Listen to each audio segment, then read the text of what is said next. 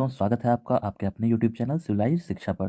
तो दोस्तों, आप लोगों को जैसा पता है कि हम लोग एक सीरीज चला रहे हैं जिसका नाम है स्टेट वाइज डिस्कशन सीरीज, जिसके तहत हम लोग 5 राज्यों को देख चुके हैं और इसी के तहत हम लोग भारत के प्रत्येक राज्य और केंद्र शासित प्रदेश को देखने वाले हैं।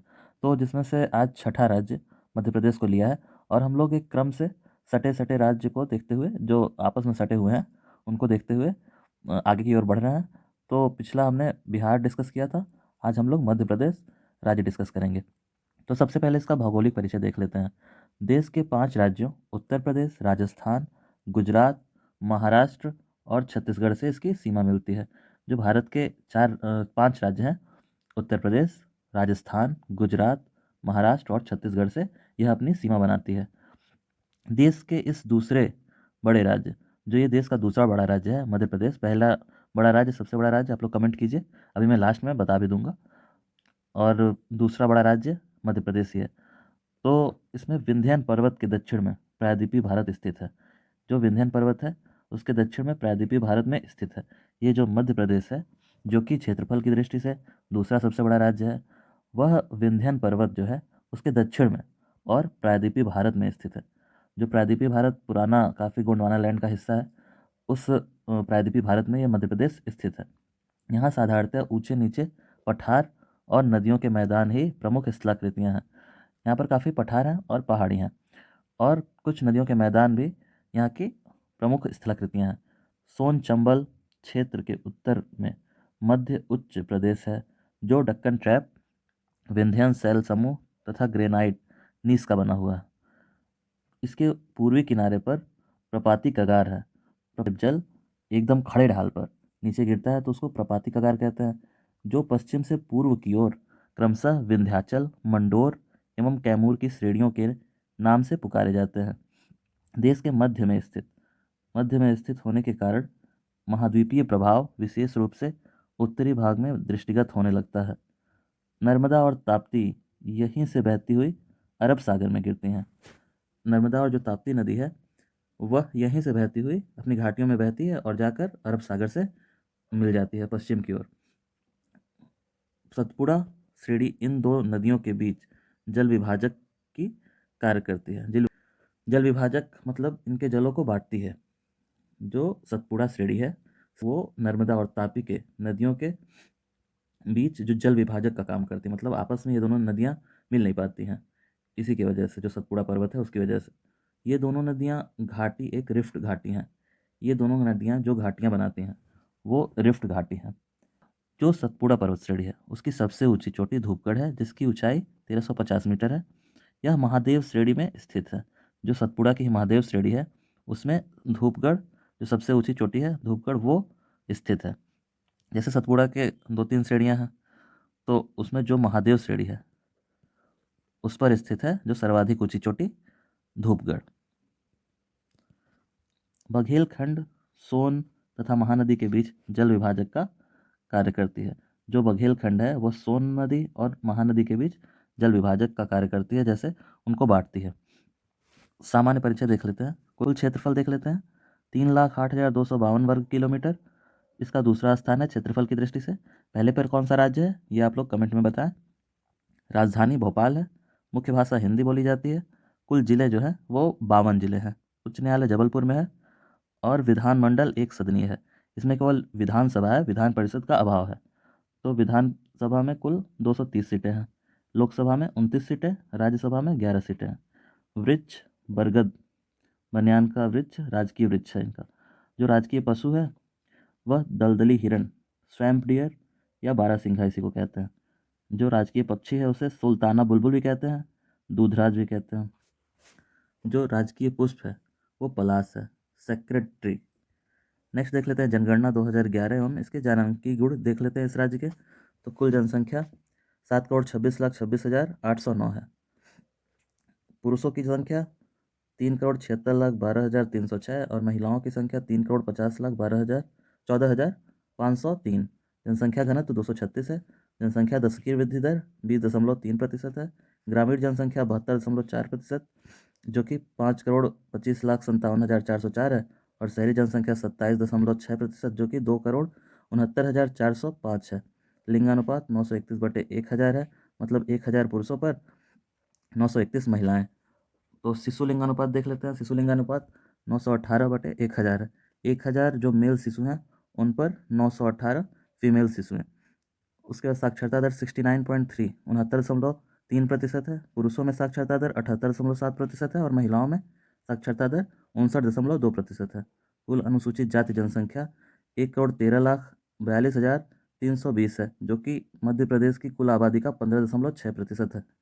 पुरुषों की जनसंख्या, जो अनुसूचित पुरुष हैं, अनुसूचित जाति के जो पुरुष हैं, उनकी संख्या 59,08,638 है और जो महिलाएं हैं अनुसूचित जाति की, उनकी संख्या 54,33,682 है।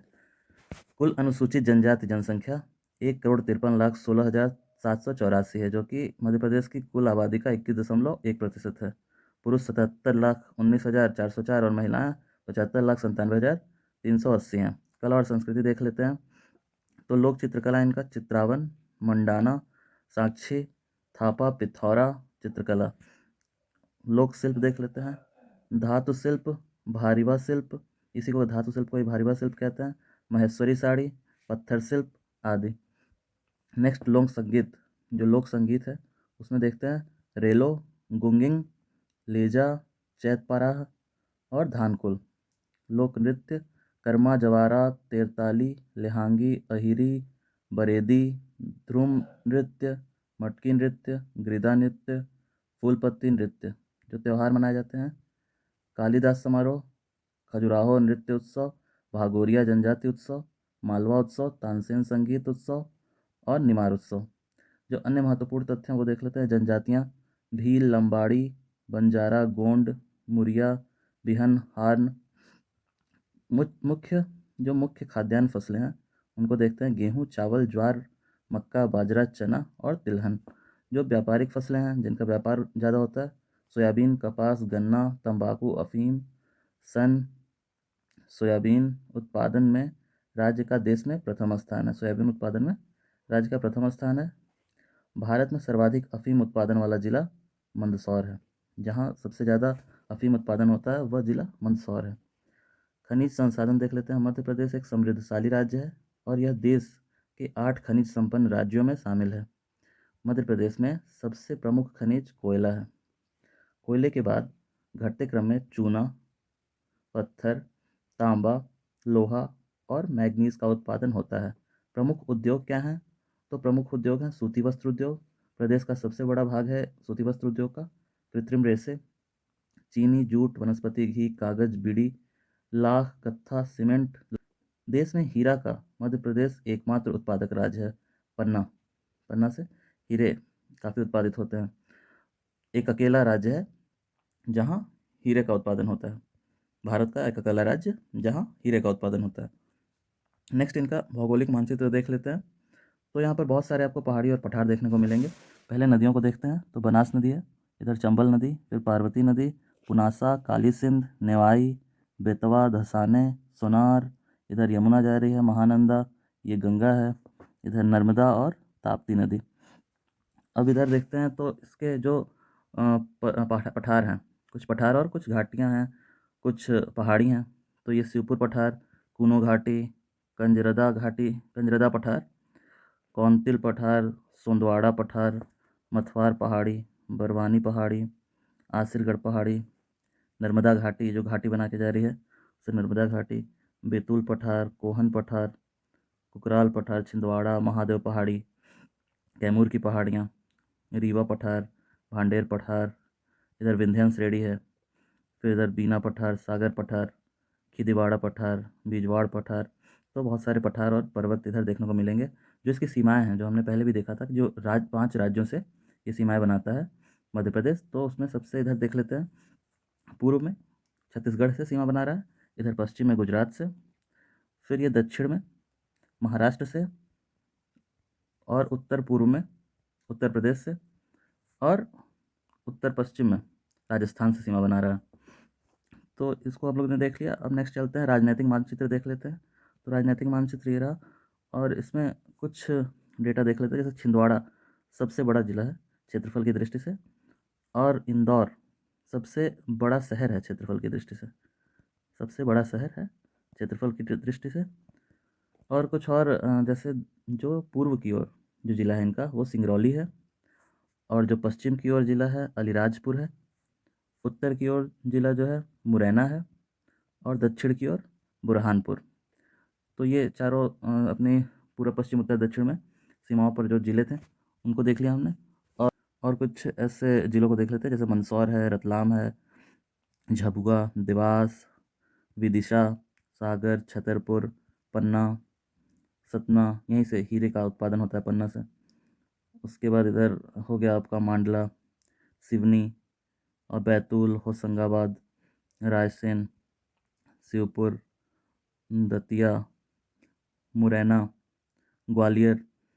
तो इस तरह से दोस्तों हम लोगों ने मध्य प्रदेश का काफ़ी जो इम्पोर्टेंट फैक्ट्स थे, डेटा थे, वो सब हमने देखा, और मैप की मदद से इनकी सीमाओं को और सीमावर्ती राज्यों को भी देखा, जिससे कि काफ़ी हेल्प मिलेगी एग्ज़ाम में। और जो इम्पोर्टेंट डेटा फैक्ट्स थे वो हमने अच्छे से कवर किया, और इससे रिलेटेड जो जो भी क्वेश्चन बनेंगे एग्ज़ाम में आसानी से हम लोग टैकल कर पाएंगे। तो दोस्तों कैसा लगा आप लोगों को ये वीडियो, आप लोग कमेंट करके ज़रूर बताएं, और अगर इसमें कुछ कमियां हो, कुछ सुधार करने की गुंजाइश हो, तो वो भी कमेंट करके बताएं, जिससे कि हमें हेल्प होगी और हमें थोड़ा मोटिवेशन भी मिलेगा। और इसको अगर अच्छा लगा हो तो इसको लाइक भी करें आप। और ऐसे ही इस सीरीज़ में कई सारे वीडियोज़ आएंगे, और इससे पहले भी कई सारी सीरीज़ चल रही हैं, जैसे यूपीपीसीएस का जो लास्ट ईयर पेपर्स हैं उनका पेपर वाइज, सब्जेक्ट वाइज सब कुछ अच्छे से एक सीरीज़ चल रही है। और ये सीरीज़ तो आप लोगों को पता ही है। और इसके अलावा जो पीटी 365 निकलता है विज़न आईएएस द्वारा, उसका भी डिस्कशन हो रहा है पार्ट वाइज। और ये जो घटना चक्र निकालती है करंट अफेयर, उसका जनवरी का करंट अफेयर कवर हो चुका है। और आगे भी ऐसे ही कई अच्छे अच्छे सीरीज लाने वाले हैं हम लोग। तो सब्सक्राइब कर लेंगे और नोटिफिकेशन बेल में ऑल को सेलेक्ट करेंगे, तो आप लोगों को नोटिफिकेशन भी समय से मिलता रहेगा। ओके दोस्तों, थैंक यू।